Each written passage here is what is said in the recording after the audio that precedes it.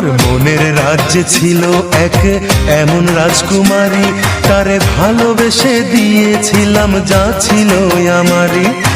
আমার বুকে মাথা রেখে বলতো মনের কথা, ভাগ করিয়া নিতাম দুজন দুঃখ কষ্ট ব্যথা।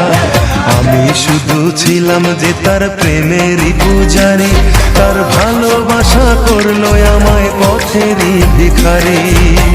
তার কত ভালোবাসি জানে না রে জগৎবাসী, জানে অন্তর্যামী। যখন তোমার কেউ ছিল না তখন ছিলাম আমি, এখন তোমার সব হয়েছে পর হয়েছি আমি।